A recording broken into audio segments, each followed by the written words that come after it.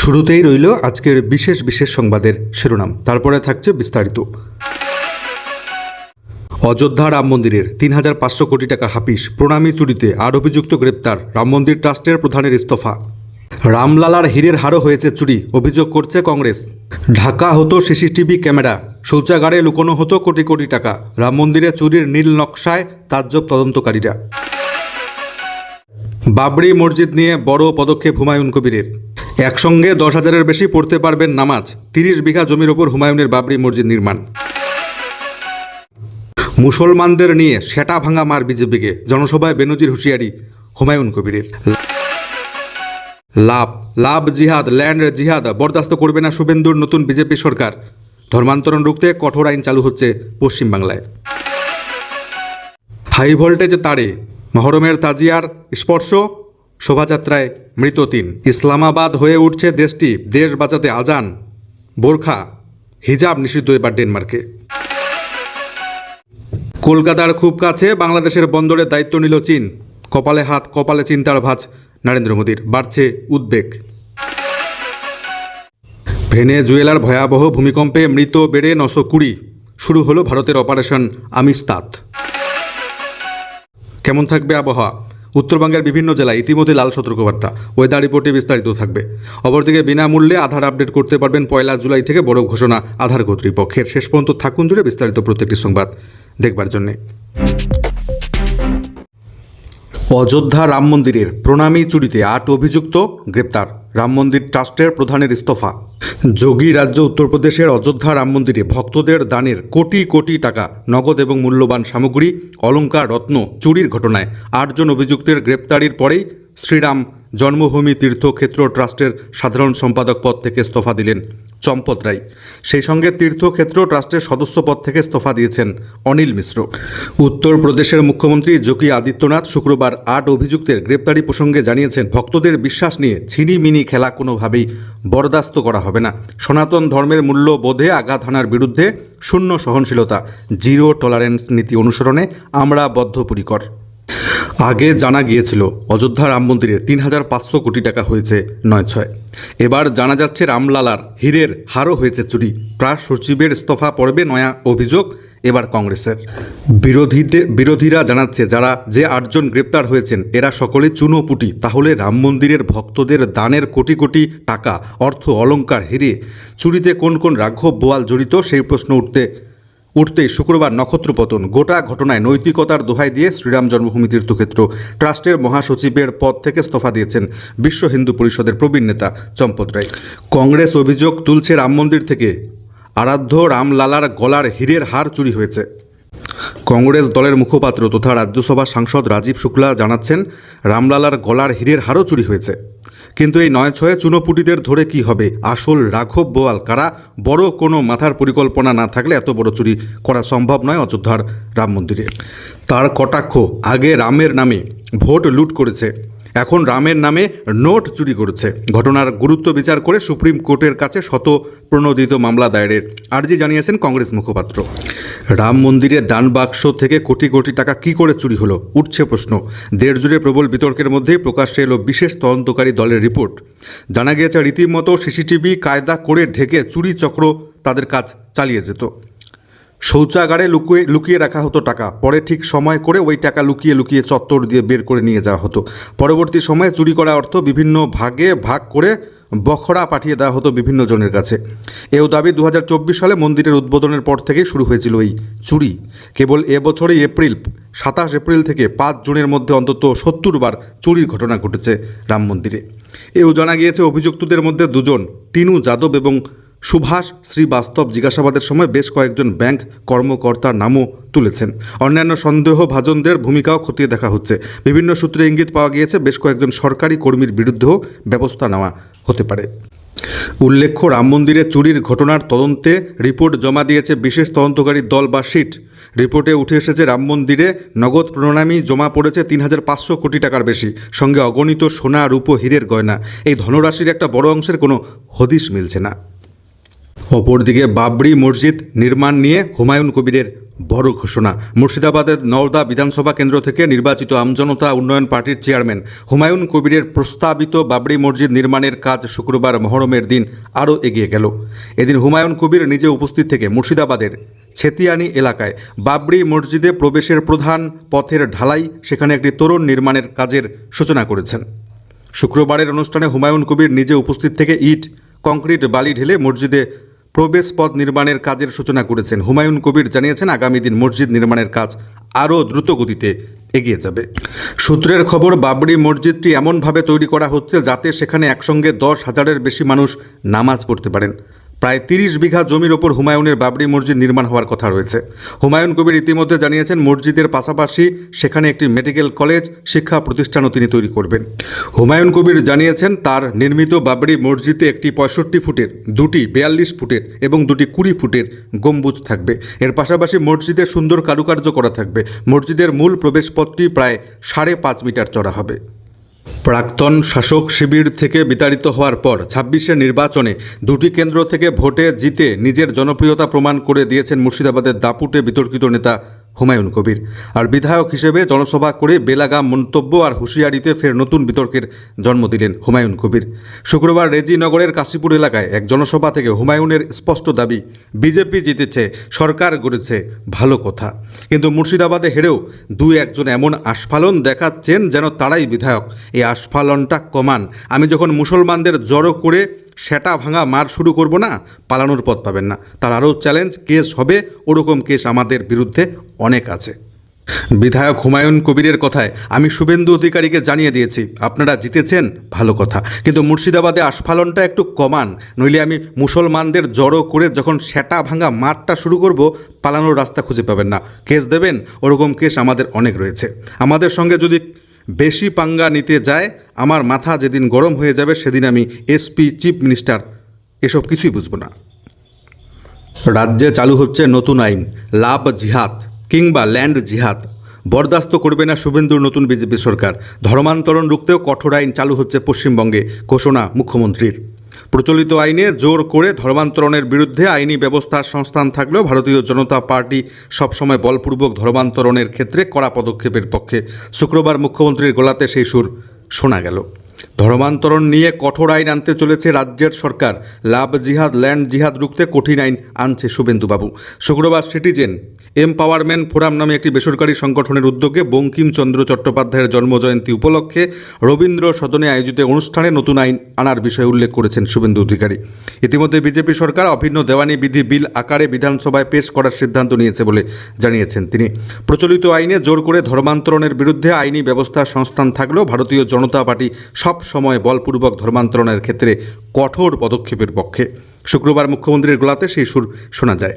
এর সঙ্গে তিনি যোগ করেন, লাভ জিহাদ, ল্যান্ড জিহাদ বরদাস্ত করব না আমরা।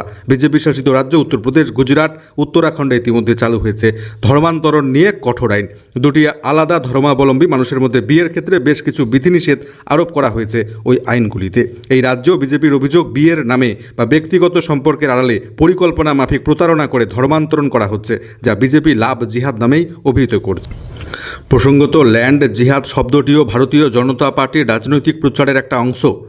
এই রাজ্যে পরিকল্পিতভাবে কোনো বিশেষ ধর্মাবলম্বী মানুষ জমি কিনে জনবিন্যাস বদল করছে বলে নির্বাচনের প্রচারে বারবার অভিযোগ তুলেছিল বিজেপি। গুজরাট, অসম সহ একাধিক বিজেপি শাসিত রাজ্যে দুই ভিন্ন ধর্মাবলম্বী মানুষের মধ্যে জমি কেনা বেচার ক্ষেত্রে সরকারি কড়াকড়ি রয়েছে। মুখ্যমন্ত্রীর ল্যান্ড জিহাদ রুখতে আইন প্রণয়নের ঘোষণা সেই রকম কোনো বিধিনিষেধের ইঙ্গিত বলেই মনে করছে বিশেষজ্ঞরা।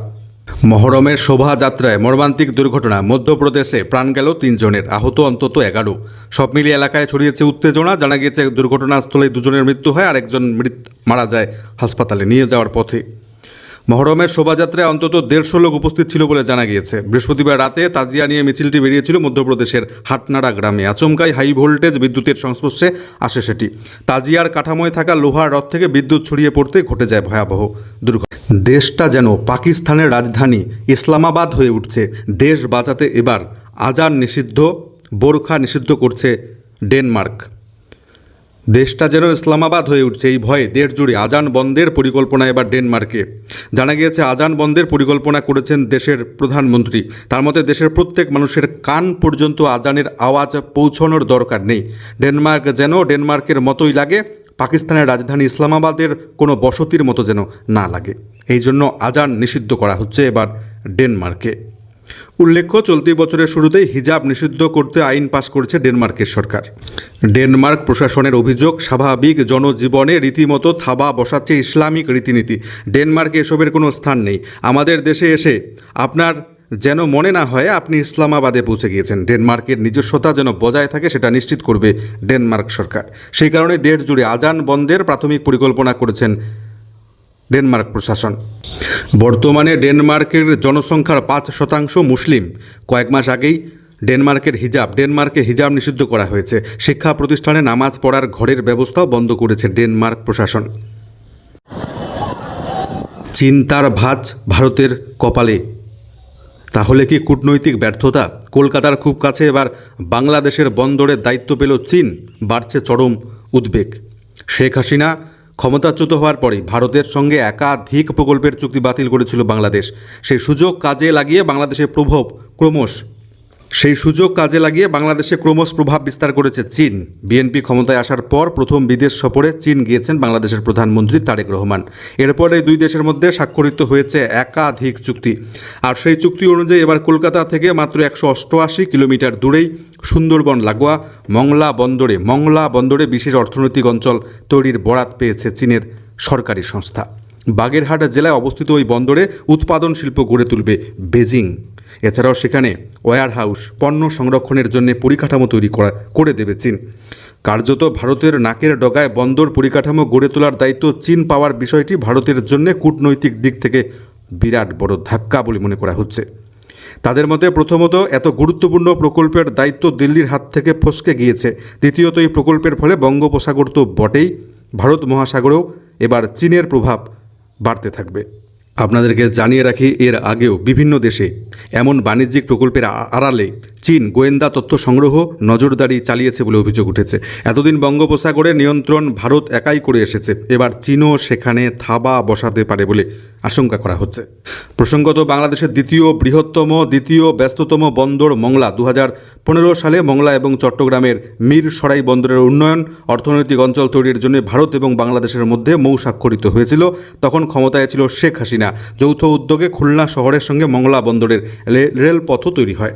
এর ফলে ওই বন্দর থেকে সরাসরি কলকাতার সংযোগ স্থাপন সহজ হয়। পরবর্তী সময়ে প্রকল্পের কাজ আরও এগিয়ে যায়, কিন্তু 2024 সালে পালাবদলের পর বদলে যায় ছবিটা। ভারতের সংস্থা সময়ের মধ্যে কাজ শুরু করতে পারেনি অভিযোগ তুলে 2025 সালে মংলা প্রকল্পের কাজ ভারতের হাত থেকে কেড়ে নেয় তৎকালীন বাংলাদেশের অন্তর্বর্তী সরকার। যুদ্ধ শেষে শান্তি প্রতিষ্ঠা। বিশ্ববাসী আশা করেছিল এবার শান্ত হবে পৃথিবী, তবে আমেরিকা থামার পাত্র নয়। ফের ইরানে হামলা চালালো আমেরিকা। চুক্তি লঙ্ঘন নিয়ে ডোনাল্ড ট্রাম্পের হুঁশিয়ারির পর ইরানের আকাশপথে হামলা চালালো আমেরিকা। মার্কিন সেন্ট্রাল কমান্ড জানিয়েছে, শুক্রবার তেহরানের ক্ষেপণাস্ত্র ড্রোন ঘাঁটি লক্ষ্য করে হামলা চালানো হয়। এদিনই হরমুজ প্রণালীতে পণ্যবাহী জাহাজের ওপর ড্রোন হামলার ঘটনায় ইরানের বিরুদ্ধে তোপ দাগেন মার্কিন প্রেসিডেন্ট। জানা গিয়েছে, বৃহস্পতিবার ওমান উপকূলে সিঙ্গাপুরের পতাকাবাহী জাহাজে হামলা চালিয়েছে ইরান। ট্রুথ সোশ্যালে এই বিষয়ে ট্রাম্প লিখেছেন, হরমুজে পণ্যবাহী জাহাজ লক্ষ্য করে কমপক্ষে 4টি ড্রোন ছুড়েছিল ইরান। 3টি ড্রোন আমরা ধ্বংস করে দিয়েছি, তবে একটি ড্রোন বড় জাহাজে গিয়ে লাগে। কিছুটা ক্ষতিগ্রস্ত হলেও ফের গন্তব্যের উদ্দেশ্যে রওনা দিয়েছে জাহাজটি। যুদ্ধবিরোধী চুক্তি লঙ্ঘনের এই প্রয়াস বোকামি ছাড়া কিছুই নয়। সম্প্রতি যুদ্ধবিরতিতে সম্মত হয়েছে দুই পক্ষ, আমেরিকা, ইরান। এই অবস্থায় ট্রাম্পের এই পদক্ষেপে চুক্তির ভবিষ্যৎ নিয়ে এবার প্রশ্ন তুলছে ওয়াকিবহাল মহল। জোড়া ভূমিকম্পে বিধ্বস্ত গোটা ভেনেজুয়েলা। 24 ঘন্টা পরেও ধ্বংসস্তূপের নিচে আটকে বহু মানুষ। উদ্ধার কাজে যোগ দিয়েছে আন্তর্জাতিক উদ্ধারকারী দল। দেশের অন্তর্বর্তীকালীন প্রেসিডেন্ট ডেলসি রড্রিগেজ জানিয়েছেন, শুক্রবার সন্ধ্যা পর্যন্ত মৃতের সংখ্যা বেড়ে দাঁড়িয়েছে 920। আহত 3000-এর বেশি, কয়েক হাজার মানুষের খোঁজ মিলছে না। ফলে মৃতের সংখ্যা ব্যাপক পরিমাণে বাড়বে বলে আশঙ্কা করা হচ্ছে। গত বৃহস্পতিবার ভেনেজুয়েলার ঘটনায় শোক প্রকাশ করে সাহায্যের আশ্বাস দিয়েছিলেন ভারতের প্রধানমন্ত্রী নরেন্দ্র মোদী। শুক্রবার থেকে ভেনেজুয়েলায় ত্রাণ এবং চিকিৎসা পরিষেবা পৌঁছে দিতে শুরু হলো ভারতের অপারেশন আমিস্তাদ। স্প্যানিশ ভাষায় আমিস্তাদ শব্দের অর্থ বন্ধুত্ব। এই বিপর্যয়ের ফলে অর্থনৈতিক সংকটে থাকা ভেনেজুয়েলা দেশটির পরিস্থিতি আরও জটিল হবে বলে আশঙ্কা করা হচ্ছে। সুখবর আপনাদের জন্য, আপনারা জানেন আধার কার্ডের সঙ্গে মোবাইল নম্বর, ইমেল আইডি লিঙ্ক করতে হয়। এবার থেকে ইমেল আইডি লিঙ্ক করতে পারবেন একেবারে বিনামূল্যে। আধার কার্ডে ইমেল আপডেট করতে হলে আগামী মাস থেকে কোনো খরচ দিতে হবে না আপনাদেরকে। যারা অনলাইনে নিজেরাই মোবাইলের মাধ্যমে কিংবা মোবাইল অ্যাপের মাধ্যমে এই পরিষেবা নেবেন, আপনার আধার কার্ডের সঙ্গে যদি ইমেল আইডি লিঙ্ক করতে চান 1 জুলাই থেকে কোনো চার্জ দিতে হবে না আপনাকে। বর্তমানে সেই চার্জ দিতে হয় 75 টাকা। আগামী ডিসেম্বর পর্যন্ত বিনামূল্যে ওই পরিষেবা মিলবে। গ্রাহকরা যাতে আরও বেশি করে নিজেদের তথ্য আধারে আপডেট করতে উৎসাহিত হয় তার জন্যই ওই সুযোগ দেওয়া হচ্ছে বলে জানিয়েছে আধার কর্তৃপক্ষ। তবে মোবাইল নম্বর লিঙ্ক করতে গেলে আপনাকে কিন্তু 75 টাকা দিতেই হবে। কেমন থাকবে আবহাওয়া দেখে নেব এক নজরে। উত্তরবঙ্গের বিভিন্ন জেলায় অতি ভারী বৃষ্টিপাতের জন্য লাল সতর্কবার্তাও জারি রয়েছে। আজকে হালকা বৃষ্টিপাত, বজ্রপাতের সম্ভাবনা রয়েছে উত্তরবঙ্গের দার্জিলিং, জলপাইগুড়ি, কালিম্পং, আলিপুরদুয়ার, কোচবিহারের কিছু এলাকায়। এছাড়াও আপনাদেরকে জানিয়ে রাখি, আজকে জলপাইগুড়ি, কোচবিহার, আলিপুরদুয়ারের বেশ কিছু এলাকায় ভারী থেকে অতি ভারী বৃষ্টিপাতের সম্ভাবনা, লাল সতর্কবার্তা জারি রয়েছে। এছাড়াও দার্জিলিংয়ের কয়েকটি জায়গায়, কালিম্পংয়ের কিছু এলাকায় ভারী থেকে অতি ভারী বৃষ্টিপাতের জন্য কমলা সতর্কবার্তা জারি থাকছে। উত্তরবঙ্গের বিভিন্ন এলাকায় আজকে বজ্রপাতের সহিত 30 থেকে 40 কিমি বেগে ঝোড়ো হাওয়া বয়ে যেতে পারে। অপরদিকে আজকে হালকা থেকে মাঝারি বৃষ্টিপাত, বজ্রপাতের সম্ভাবনা রয়েছে পুরুলিয়া, বাঁকুড়া, ঝাড়গ্রাম, পশ্চিম মেদিনীপুর, পূর্ব বর্ধমান, পশ্চিম বর্ধমান, বীরভূম, মুর্শিদাবাদের কিছু এলাকায়। এছাড়াও বজ্রপাতের সহিত 40 থেকে 50 কিমি বেগে ঝোড়ো হাওয়া বয়ে যেতে পারে পুরুলিয়া, বাঁকুড়া, ঝাড়গ্রাম, পশ্চিম মেদিনীপুর, পূর্ব বর্ধমান, পশ্চিম বর্ধমান, বীরভূম, মুর্শিদাবাদ জেলার কয়েকটি এলাকায়। আপনি কোন জেলা থেকে আমাদের সংবাদ দেখছেন, সেই এলাকার আবহাওয়ার সংবাদ জানতে চাইলে অবশ্যই কমেন্ট বক্সে লিখে জানাবেন আপনার জেলার নামটি। আজকের সংবাদগুলো এখানে শেষ করছি। দেখা হচ্ছে পরবর্তী গুরুত্বপূর্ণ সংবাদগুলির সাথে। ধন্যবাদ।